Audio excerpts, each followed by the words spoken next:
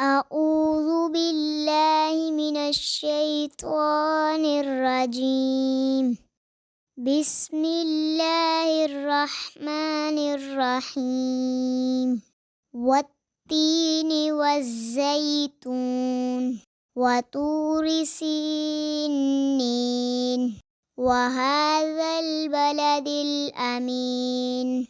لقد خلقنا الإنسان في أحسن تقويم ثم رددناه أسفل سافلين إلا الذين آمنوا وعملوا الصالحات فلهم أجر غير ممنون. فما يكذبك بعد بالدين؟ أليس الله بأحكم الحاكمين؟ صدق الله العظيم.